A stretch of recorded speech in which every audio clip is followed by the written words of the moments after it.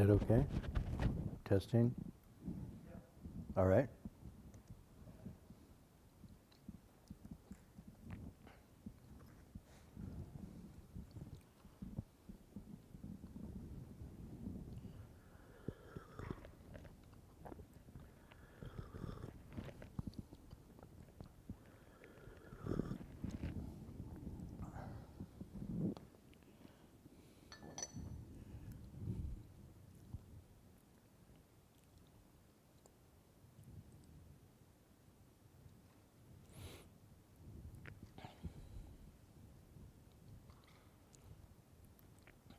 So we are slowly working our way through, very slowly working our way through chapter 9 of the Avatamsaka Sutra.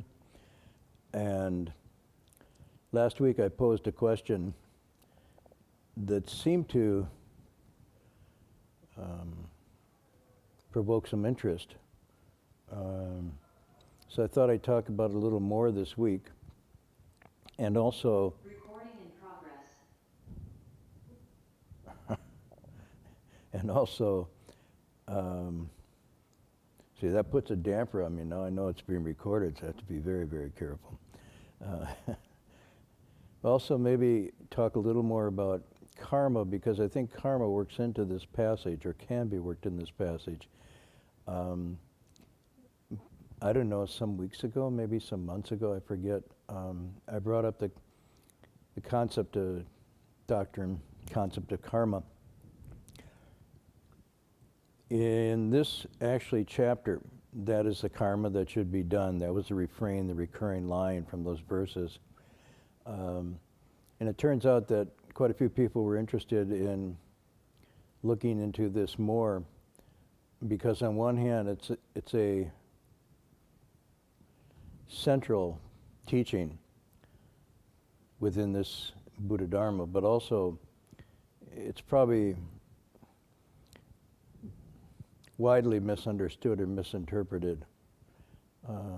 So tonight I want to go into this passage and the idea of the amount of stress and anxiety that people all over the world, to different degrees and different kinds, are experiencing. And for some people, and I kind of supported this, it seems as if the quantity and intensity of the conditions that we're living under is greater historically than previous times. Everybody, as a historian, quickly one of my professors said, we live in particularly turbulent and changing times, and he snickered and said, when was that not the case?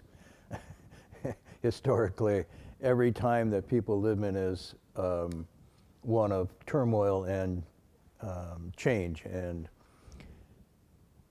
But I do think that, as I mentioned last week, the particular confluence from the micro to the macro, from the emotional and psychological state of individuals up to the wars and tensions between countries and nations, and then the overwhelming environmental disaster, impending disaster, existing disaster, and worsening disaster that we're living in.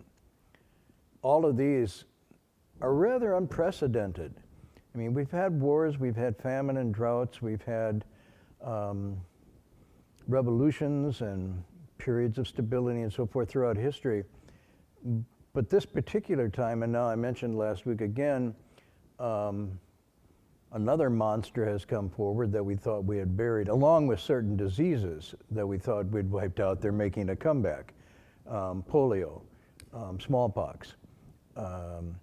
And if they're not making a comeback on their own, in our madness, we're finding ways to bring them back through our laboratory experiments.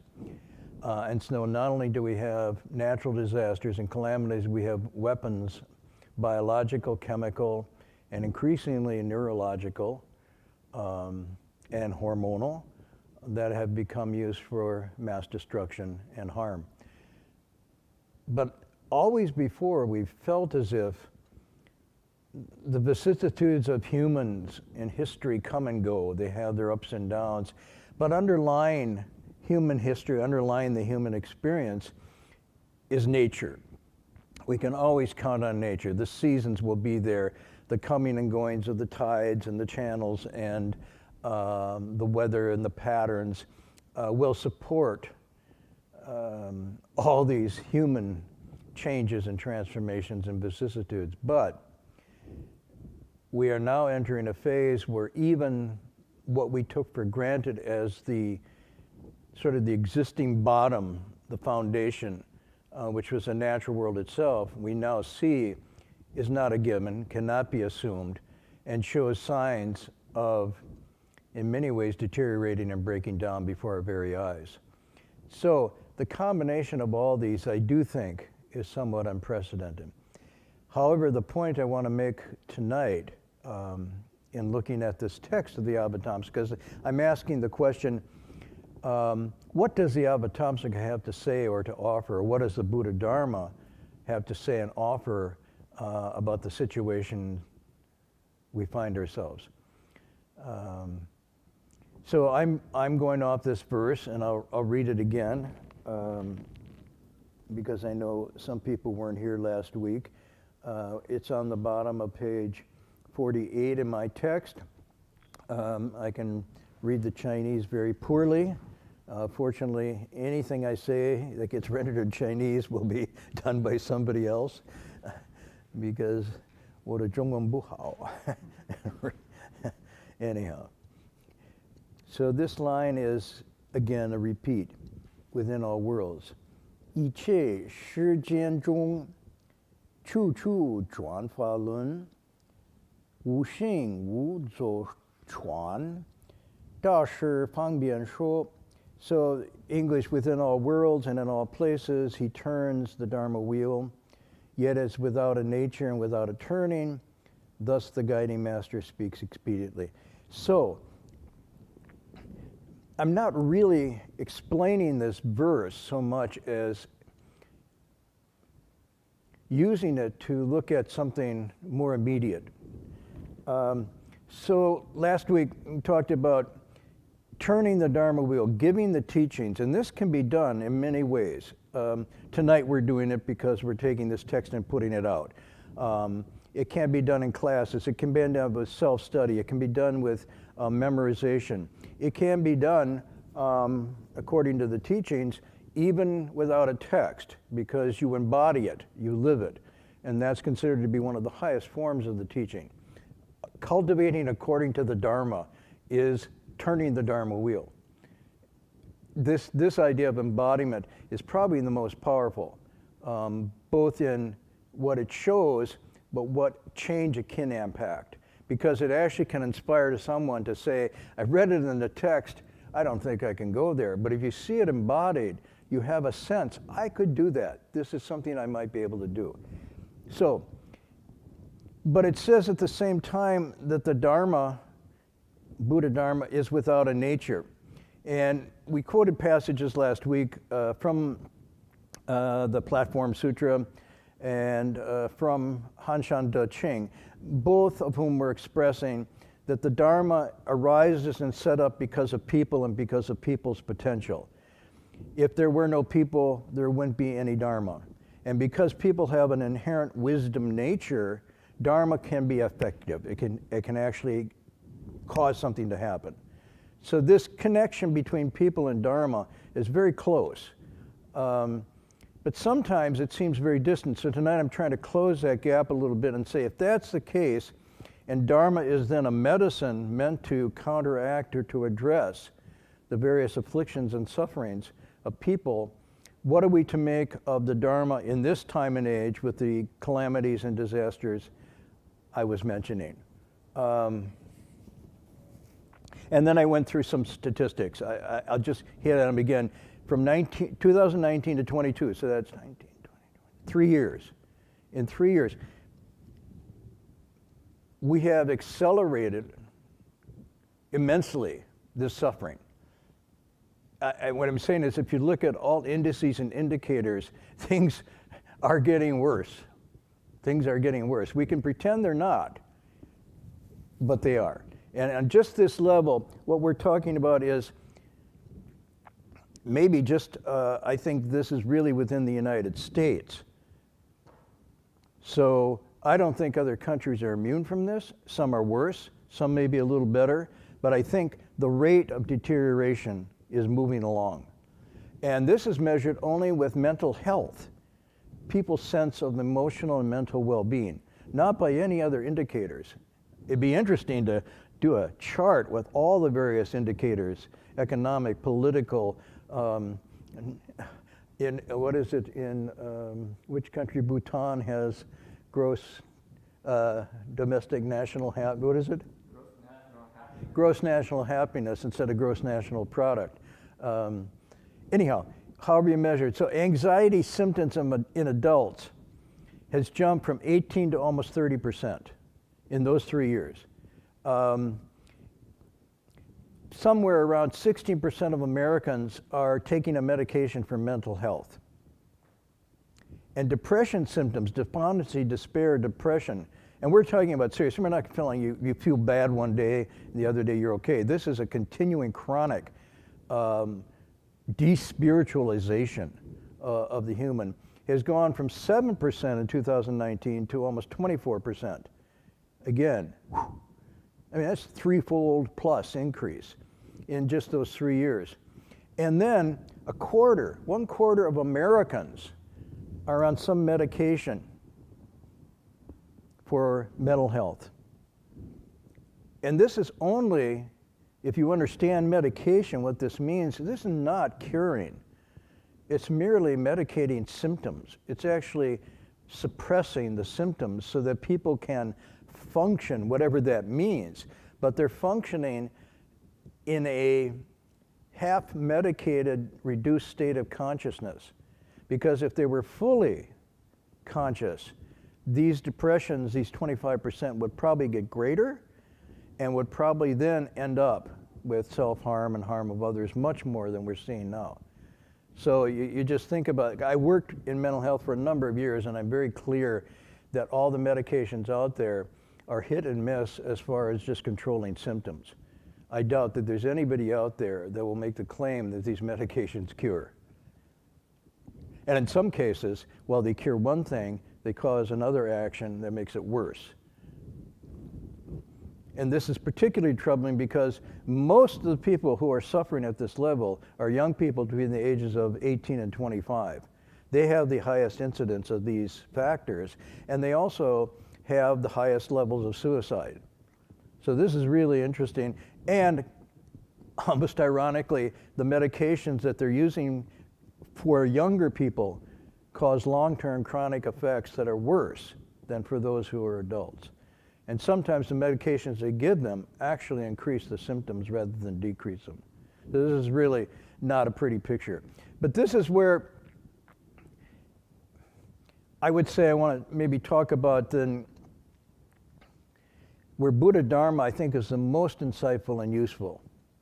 And basically what the Dharma is saying, now I'm going on a big picture here, mind is the root of everything. And karma is the force of the mechanism by which the mind's activities are driven along, set in motion, that then create the causes and conditions that return to us as these ill effects. So I'm not making it, I'm saying the Dharma itself is making a statement that everything that happens to us along these lines are the results or the symptoms of causes that things that we have done with body, speech, and mind. And so right now we're seeing the fruition, if you will, phala in Pali. We're seeing the fruition of previous actions of body, speech, and mind, volitional, intentional actions. In the vernacular, it's the chickens are coming home to roost. We see them as being caused by these disasters and calamities and pressures. But from the Buddha Dharma point of view, these, yes, are causes, but they are effects of previous causes that go back into the human mind. So this is something to really think about. Yes, they are affecting, they are impacting us, and we feel that. But to see them as primary causes is to miss this deeper teaching that they too are the effects, or the retribution, if you will, of causes that came before. So just as everything that's happening to us now comes from what we have done, everything that will be coming happen to us, is coming from what we're doing right now. So this is not fate or determinism, but it's rather a description of a mechanism by which human history, human actions are framed and understood at a deeper level, and then more importantly, how you can proactively intervene to change these things. However, this is not so simple as just to say, I'm going to recite a mantra or say some prayer, and suddenly this whole thing's going to reverse.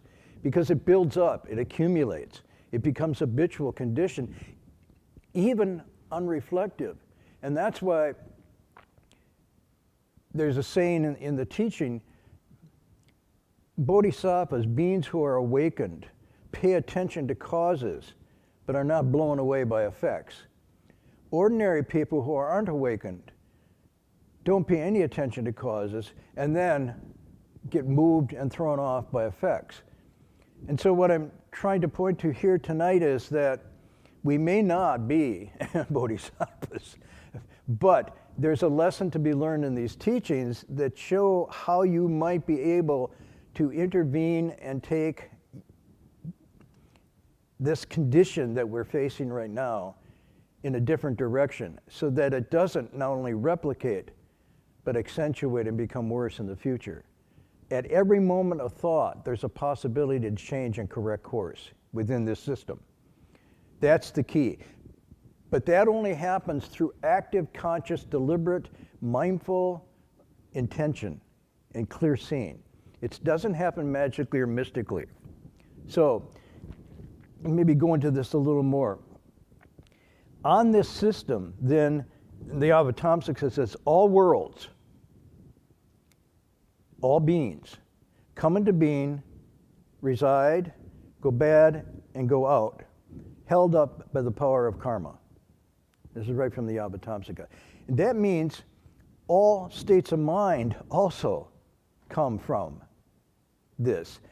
Mental health or ill health all come into being, are sustained in decay, or alleviate, if you want,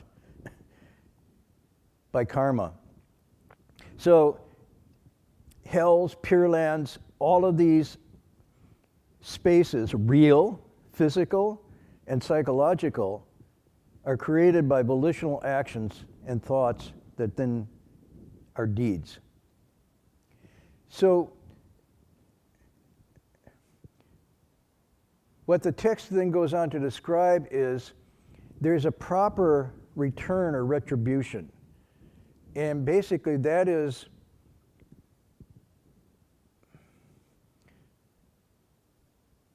the realm that you're born into. For example, we are in the human realm here. That is a proper retribution. That's the realm you're born into. There's 10 realms that one could be born into: hells, animals, hungry ghosts, people, asuras, devas, and the four sagely. All of these are results from karma and the retribution of karma. This is called the proper.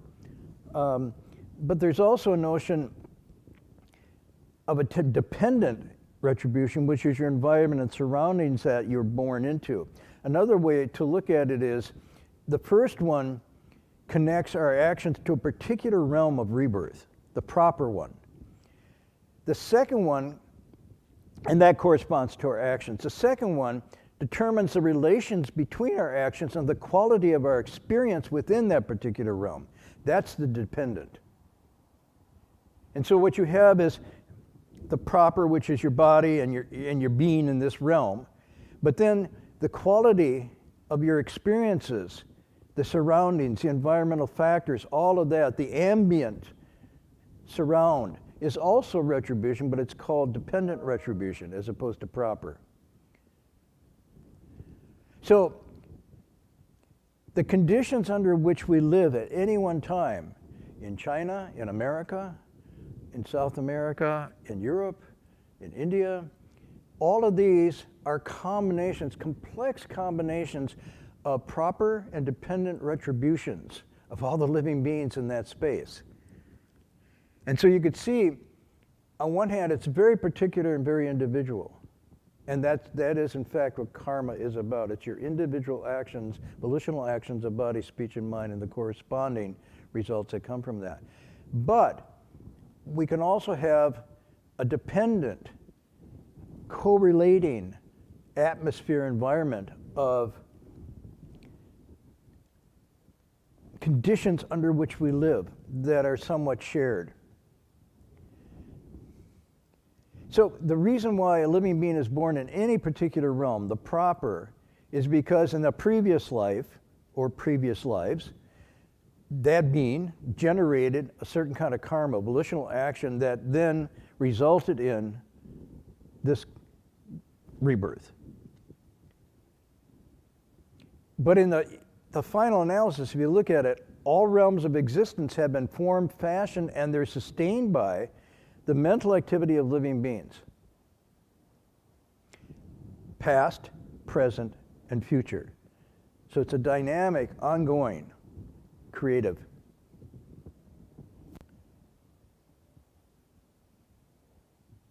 There's a text, basically, this is from, again, a Pali text.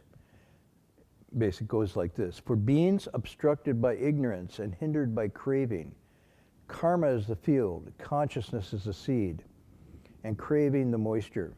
For consciousness to be established in a new realm of existence, either inferior, middling, or superior. So it's linking consciousness, and the consciousness that gives rise to activities at the heart. So I guess most people know this, but we don't really apply it existentially really to our conditions. Even myself, even after all these years of study, I still, when these things happen, feel, oh, woe is me. Why is this happening to me? Or why is this happening to my country or my people or so forth? And then, of course, the next question is, I said between the two extremes, that was the last passage, either throw in the towel in despair and fall into a nihilistic depression and say nothing can be done, this is just fate and it's hopeless, or you get hyper anxiety and overcharge and over-respond and try frantically to change things, sometimes even resorting to violence because you're just so frustrated and impatient with the process. But what I'm suggesting today is if we look at the principle of karma as suggested in this text, a new possibility opens up of how we might actually seriously address and engage and not simply react or repress. But this seriously engage, to me, that's the heart of the Buddha Dharma, to seriously engage with our lives as they're unfolding and as we become masters of our destiny through this process. My teacher once said, the heart of the teaching is change. That's really at the core of this. But it's getting control over the change rather than simply being changed. So I mentioned this before, but it's really important. It may seem to us that what we do kind of just goes and it disappears without a trace. But it really has a visible impact on other people and on the environment. There is no action that doesn't have a corresponding reaction. But these, from the Buddha point of view of karma, are morally determinate volitional actions called cetana.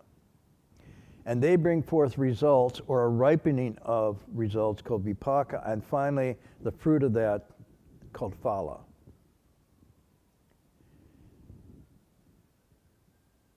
And they can happen immediately, it can happen in a next life, or it can happen in future lives.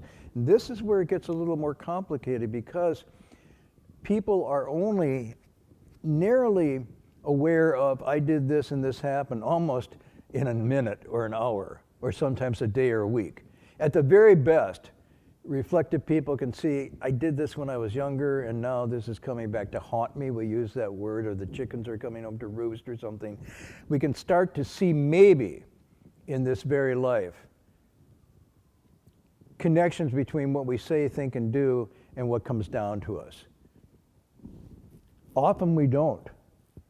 And when it comes down to us, we feel as if it's fate, it's God, it's chance, it's caprice, but it's nothing to do with us. Why did this happen to me?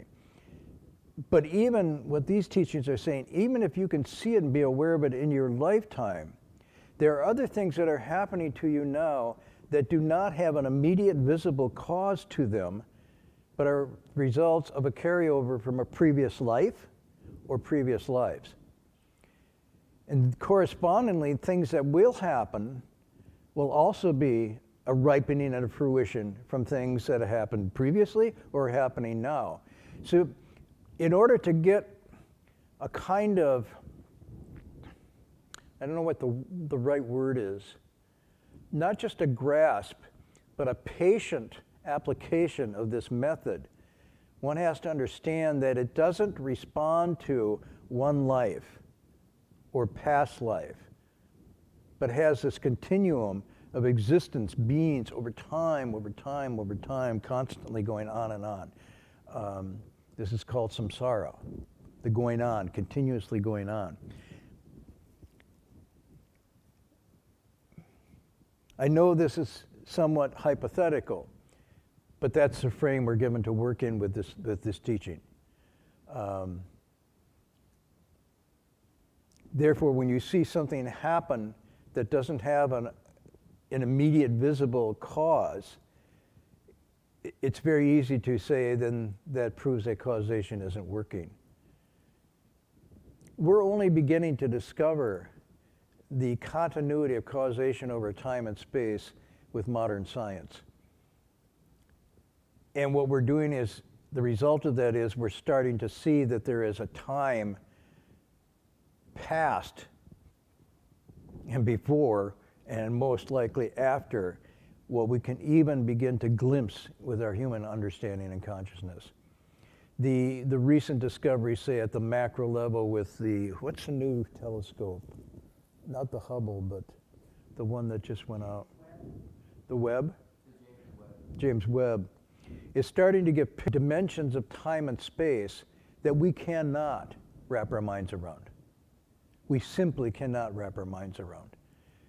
We have a hard time thinking globally, thinking just of our planet. And when you look at what the Webb is giving us, within a few seconds of going out, our planet almost is invisible in terms of the magnitude and proliferation of space and time that exist. In a sense, that's a parallel metaphor for karma. We can only see right between our nose, sort of like, at best, the earth itself. But we can't see what formed that, what formed to form, back, forward, and where is this projection going. Our consciousness is so narrowly brought down to me and mine.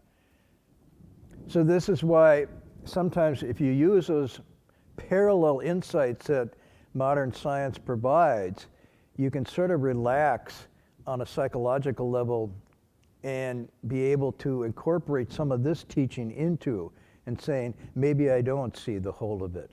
Maybe what the Buddha is talking about in these texts is actually, sort of like a James Webb, ad infinitum out there.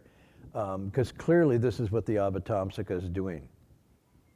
I remember once having a discussion, every once in a while, sometimes late at night, Heng Sure and I would have conversations with my teacher, and he would ask things about history and then make comments about it because history is my background, or he'd ask questions about science and we'd have conversations like that.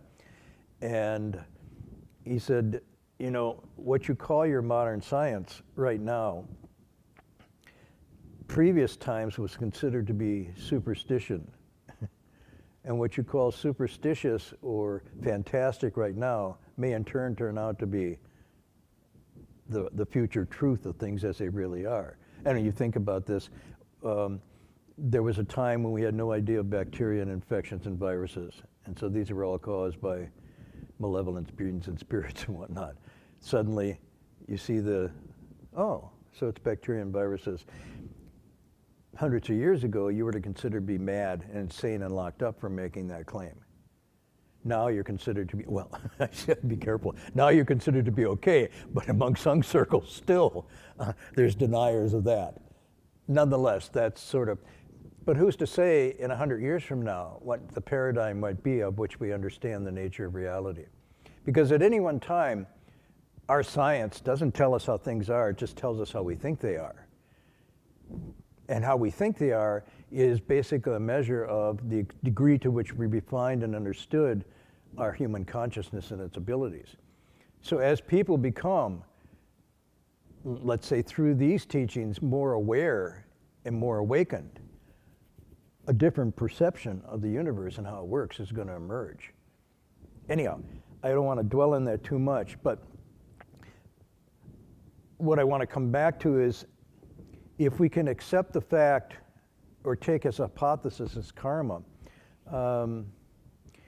then we can start to immediately, I think, in long term, start to change these tensions and anxieties and stresses that we're experiencing, in the sense that understanding them is the first step for changing them, even though that's not going to be immediate.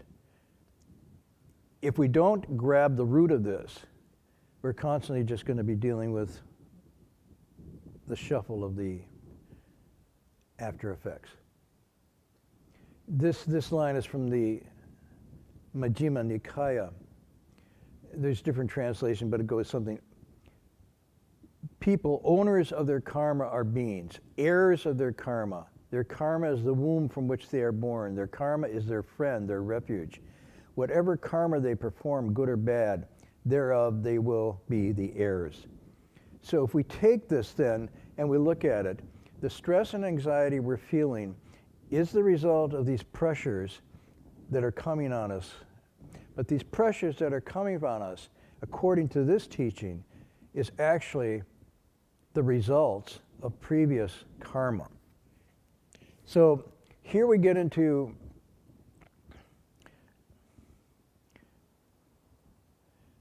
something that's a little tricky, because it's my reading of all the text is karma is the individual intentional actions that you create with your body, speech, and mind.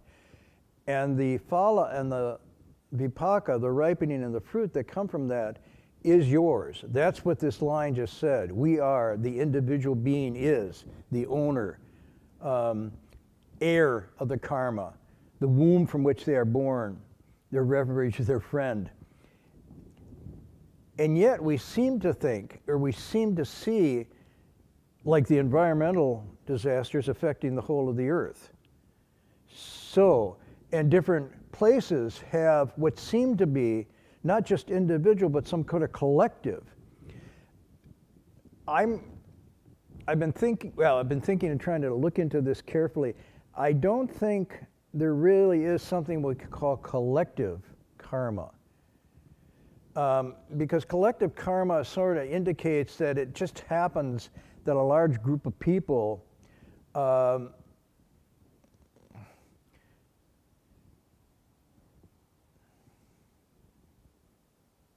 share karma. And I think what's being said here is that more like people in situations, in groups, over time, can have something like identical karma. In other words, we don't suffer from the karma of another. But it may happen that large groups of people, through being guilty or doing the same things, bring about almost an identical karma. But they did this individually, and they might have done it individually together, but it's still coming down. That's why I wouldn't call it collective. And also, it's very individually parsed. It's not identical, absolutely. So right within a group that seems to be undergoing the same thing, you'll find variations of degrees of intensity of enjoyment or suffering. So it's not like it's just massive one dimension, but it's very nuanced. So I think collective is kind of deceptive. Collective, what seems to be a collective situation, is made up of individual karma. And each one must have its individual fruition. So no one shares necessarily the karma of others, of a national group or other group, simply by reason of being one of that group. That's not how karma works. So you can be in the same place at the same time and have variations, degrees of some kind of similar retribution, but it's not going to be identical. And that's why even in a war, some people go to war, some suffer, some die, some recover, some have no injuries whatsoever, some die immediately, some have after effects, and so forth. Even though in the same situation, in the same arena, it's very different what they experience. So I think it's kind of, from the point of view of the mechanism, is that you take responsibility for your own actions and your own deeds. And by doing that, hopefully, this will have an influence of inspiring others to do the same. But it's not like you doing that is going to change the group's karma. Each individual has to change their own. And even if there's a shared, similar, let's use that, not identical, a similar kind of retribution going on, each one's karma within that will be unique and different. And also, in some ways, almost identical. Does that make sense? So, wow. So a very basic teaching by which you can intervene into the stress and anxiety and pressure is to understand that this is happening from previous causes. It is a result of something. It's not just fate or destiny or chance or, blah happens. It's actually the result of individual karma. The way to change it is to change one's karma. So the simple solution, now I'm getting down to this because sometimes, especially with the Avatamsaka, I can, and maybe other people too, tend to make this really abstract and really out there. But behind it, and what's always running through it, is a very simple teaching. And some of my most important and best teachings have come from that level. And then the wondrousness of the Avatamsaka is just an extension of that simple. So the line I'm thinking of, avoid all wrongdoing or evil, cultivate good, purify your mind, that's a teaching of all Buddhas. It's just that simple. And this comes down to basically the precepts, samadhi, and wisdom formula.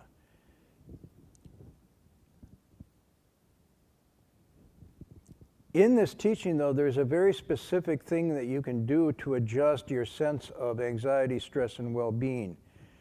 As these things play out, and these are given as the 10 wholesome deeds. And basically, that's the doing of all good, and avoiding the 10 unwholesomes is not doing any evil. Purifying your mind is the last 3 of the 10. And so what it's basically, this ancient formula, killing, stealing, sexual misconduct are the 3 to avoid with the body. The stresses and anxieties we feel in the body and psychologically and so forth, many come from some acts of taking life, stealing, and sexual misconduct. So this is where later we'll go into a section of text that actually details this. Then the mouth is, what it's called verbal misconduct, lying, malicious speech, harsh speech, idle chatter. These generate a negative karma that comes back in terms of these anxieties and stresses we're feeling. And finally, mental misconduct, which sometimes people talk about as greed or covetousness, ill will, and avidya, not clearly seen or wrong view. Tonight I won't go into great detail with these, but what I'm saying is that in the formula, the 10 unwholesomes and the 10 unwholesomes, you have a deep, powerful psychological tool by which to turn around these conditions that we were talking about. It has to start at the individual level. Even though we feel it sympathetically and collectively, and we really want to do something, you can. I'm not saying you shouldn't engage politically, socially, in every which way you can to make a difference, make the world better. But it has to be understood, it has to come from this root of the change within yourself first. Then, whatever you do can have some effect. But even if it doesn't have a massive effect, at least in your person, in that one space that you have control over, you've changed you, which then hopefully begins a process of changing who you come into contact with and what you generate.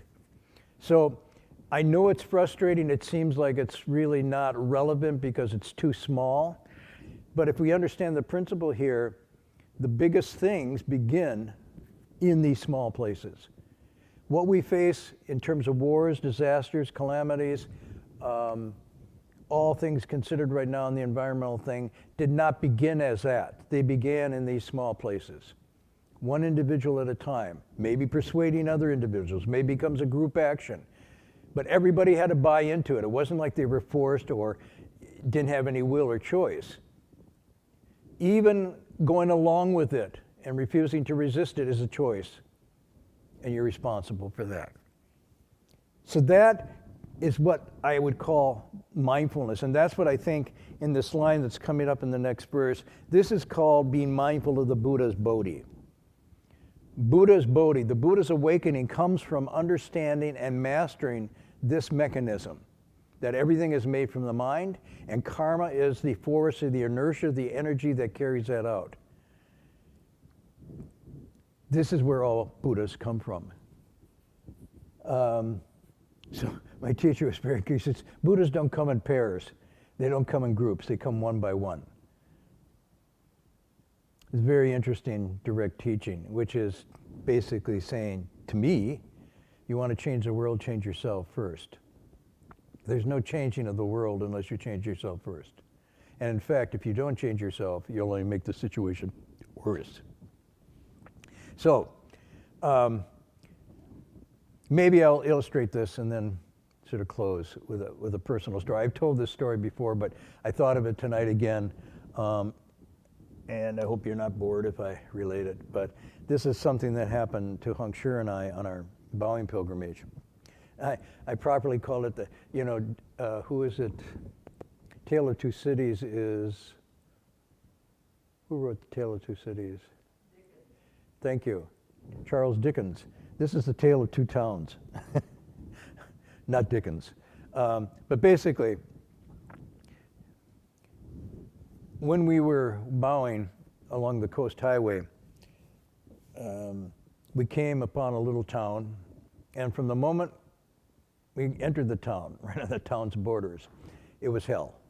It was just nasty. The kids came out, threw stones at us, cursed us. People in their pickup trucks rode by and scattered dirt on us. Someone would come by and open their door as they rode by, because we're bowing along the highway, so they open their door. Whack, So that's how hostile it was. Even the police hassled us and said, you can't sleep in your car overnight, you can't stay here. Are you begging for things? Are you soliciting? It was just one negative thing after another. But it wasn't a big town, thank goodness, that we got through that town. About, 15, maybe 20 at the most, maybe 10, 15 miles down the road, came into another similar sized town. And both were thinking, well, oh, here we go again. Yeah, we're going to. And it was just the opposite. It was almost like a heaven. First thing, the kids were there and on their bikes, and what are you doing while we're bowing? Why are you bowing? Well, we're bowing to hopefully make the world a better place and avert calamities and disasters. And wow, that's really cool. Where do you sleep? Where do you eat? Well, we sleep in the car. What do you eat? Well, we just eat food that's given to us.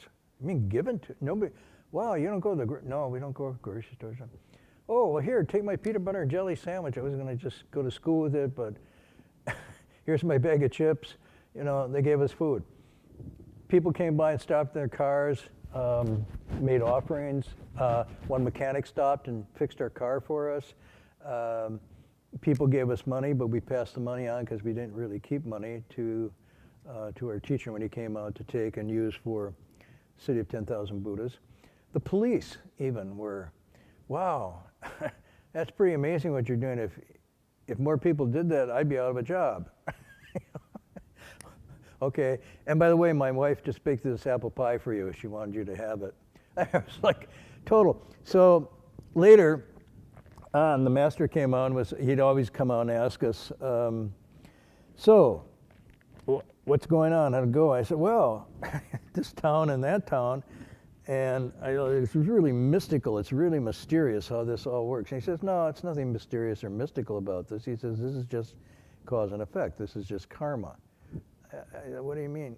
He said, well, in that first town you encountered, that was a fruition of bad or unwholesome things you'd done in the past life or past lives.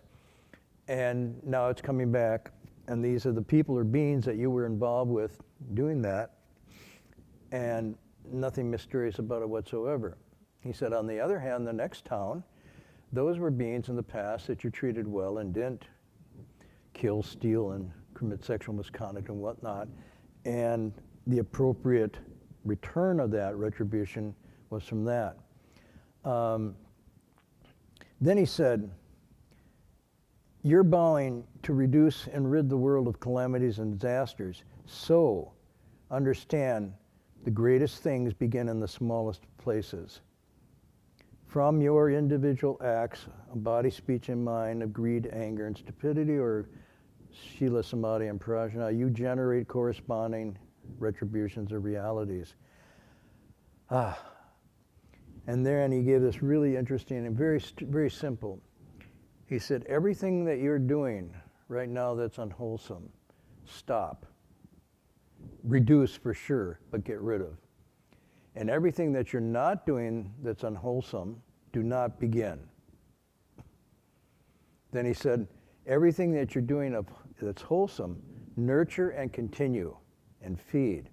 And everything that's wholesome that you're not doing, start it up, generate it.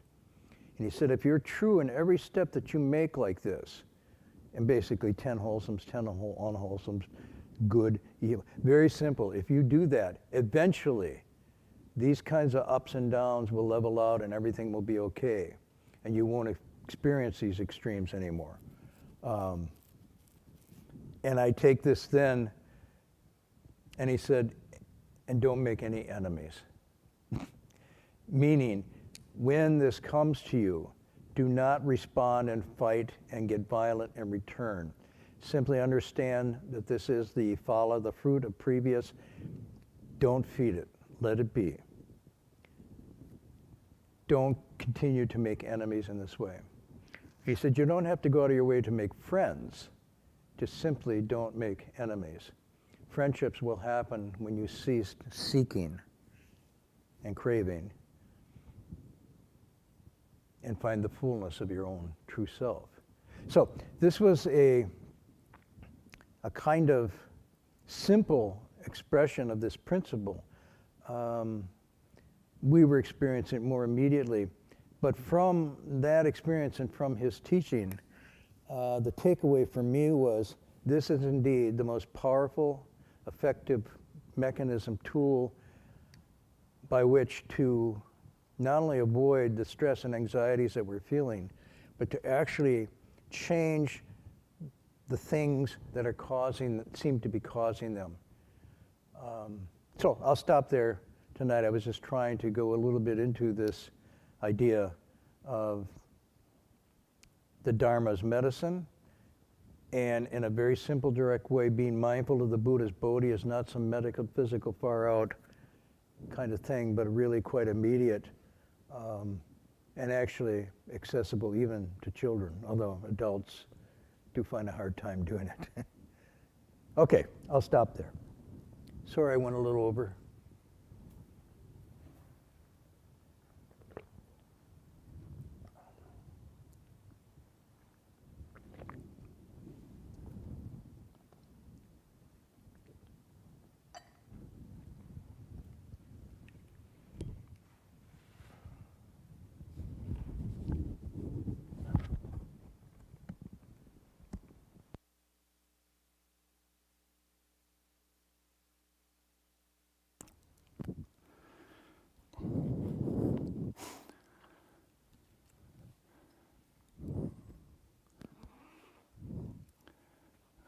So Marty mentioned at the beginning about how difficult world we're now living.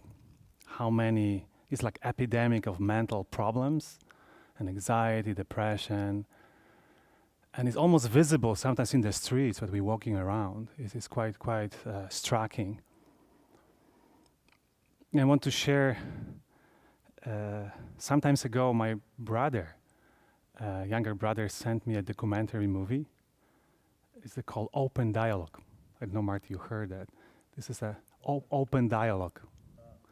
This is a kind of a new, they say new, but I don't see it's new method, helping people with mental problems in Finland, and have very good results of it. As a background, also, Marty, you mentioned that you have some experience working in mental institutions. Likewise, myself, when I was a layman, I many times visit mental hospital, visit my friend who I take care of, have a schizophrenia and other patients with schizophrenia. It was very striking and depressing for me to see their lives. Mainly they depend on the pills and very isolated, stigmatized in many ways. So the open dialogue was like, wow, this is completely different way to respond to this mental problems. They even don't call them mental illnesses. And how it works is very humanized method. So if someone make a call to the crisis center, immediately they create a meeting. And the doctors will come, who is psychiatrists, but they don't appear as an experts, but more as helpers, together with nurses, with social workers, with the friends, with the family. And the method is mainly based of listening and understanding. Create this kind of trust when the person can say where it is, what's going on. And they say this, and the open dialogue happen. And the open dialogue is more about, they call this witness than aboutness. So it means they want to deeply listen what people say and think what the people mean. And it's interesting what they really deeply want to create a healthy ecosystem, and very often start with family. And introduce, different exercises, creativity, they do the art and so forth, and kind of create a whole kind of holistic approach that person can slowly heal. If it's necessary, then use even some medications and so forth. But they don't do as a first step. They deeply want to listen and understand. It was very striking how people express their care for these people and so forth. And the results of this kind of very human, heart-to-heart approach with seeing others people not as a patients but the fellow humans who have difficulties is really inspiring. And the results of this approach is quite also striking. So I think 83% people can return to their jobs or the studies or looking for jobs, and 77% of people actually doesn't have any symptoms what they had before. And I was reflecting on this open dialogue method because Marty have a chance to visit Redwood Vihara, our monastery in Redwoods. And we kind of, I think, I don't say we're mental center, mental health center, but it's maybe a place of, we want to cultivate mental well-being. And it's not just do meditation. Very often people in my country ask me, oh, you became a monk, how many hours do you meditate? Well, it's not just that. 24/7. 24/7. Yeah, sitting, standing, walking, and lying down.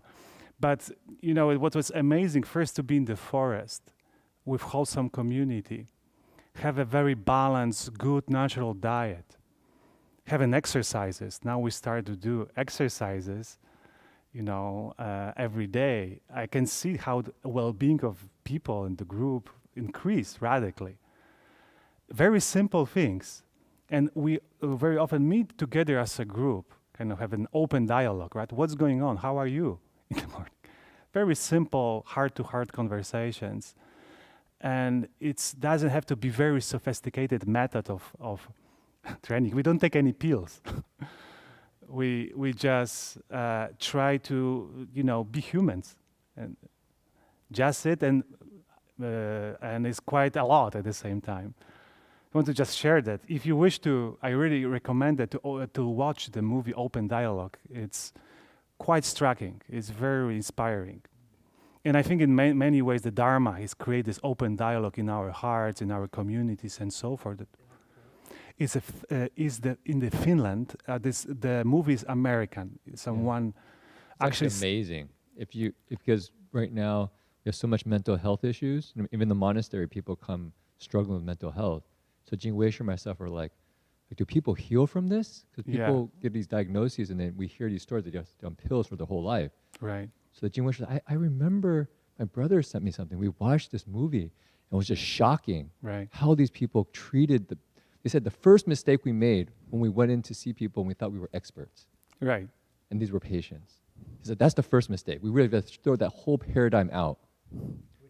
The paradigm that we're coming in as experts. And these are patients, and we have to tell them, what they're supposed to do. He says, no, we actually have to listen to them. Listen, They've come up with a way to cope about their lives. We have to help them find a way that they can be. So first we create a safe space for them. It's just amazing to hear the way they talk about the people that they're caring for. It's like, wow. And really avoiding to sending them to hospital as a first response, because it's very create a kind of trauma to many people. Can be this healing place at home. I very often, sometimes is, sometimes not. So it can work with these conditions, with people who are close to the someone who experience a difficulty. So a little spin on the idea of Guan Shi Yin. Yeah. Yeah. Listening to the sounds. Right. As the first stage for responding to the sounds. Yeah. As opposed to directing expertise. Yeah. Yeah. Maybe one more thing. When they actually go, they go as a pair or go as a team. And so they don't have one expert, kind of one person. They talk to the person. They all share their experiences together with the person. So this is what I'm seeing. This is what I'm hearing.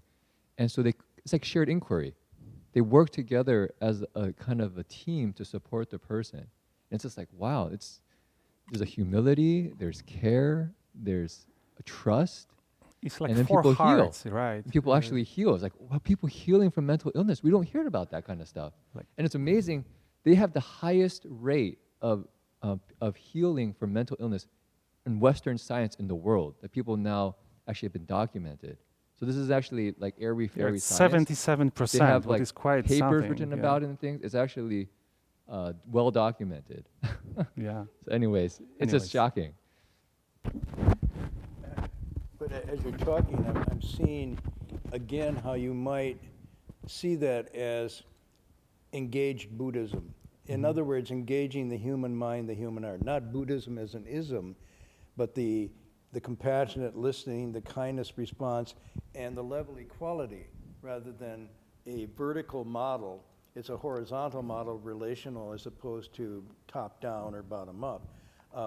One of the psychiatrists I was working with back then said, I have to tell you, the reason there's so many psychiatrists is that we have so few good friends these days. If we had more good friends, we wouldn't need as many psychiatrists. And that was back at a time, but you know, what you're reporting is absolutely the same. How many of these problems are brought on or exacerbated by the writing off and the rejection and aversion as opposed to just the inclusive understanding and embracement? Many people are suffering because they're so isolated and alone. And all it takes is just having a soundboard or someone to listen to, and it's amazing. But the first response is often medication. Right. Yeah, so. Okay, announcements? Amitabha session, would you remember when? November 5th to 7th, we have an Amitabha session here at Berkeley Buddhist Monastery online. You can see it on our Berkeley Monastery website, so please sign up. If you join in, you can also write up 2 memorial plaques. What else we have? We have open meditation twice a week, Thursday, Friday, morning and afternoon. You can check the hours on the website. And we have everyday ceremonies streams and online, morning and evening. And we have 12:30 Amitabha's recitation. This is a Jean Foch's specialty. Mm-hmm. And the Mountain Path, right? Thank you. Is the movie by Ted Berger. That's coming up as well? Yeah, I believe it's November 1st, 6:30 p.m. Ted Berger kind of imagined his original film that was really kind of Amongst White Clouds. Amongst White Clouds, which had a big spiritual impact on people, and he revisited it, and this has another version for people to see. So it's being hosted by DRBU, and Ted Berger and Reverend Heng Sure will both have a dialogue afterwards.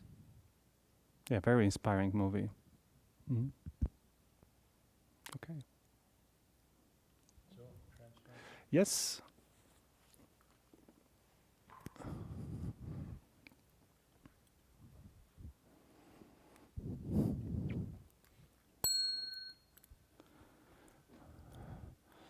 May every living beings, our minds as one and radiant with light, share the fruits of peace, with hearts of goodness, luminous and bright.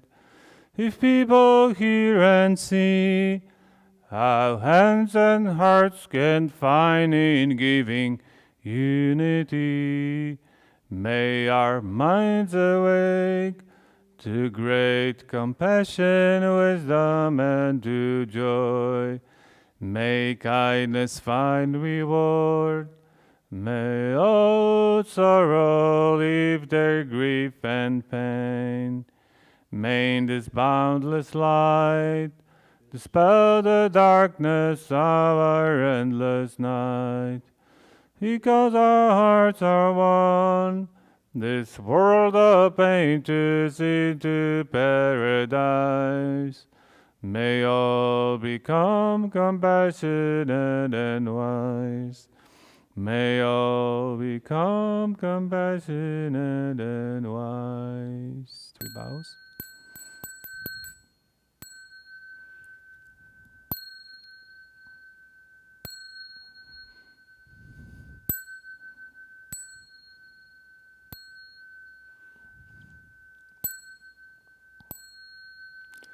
Bowing respect to the triple jewels.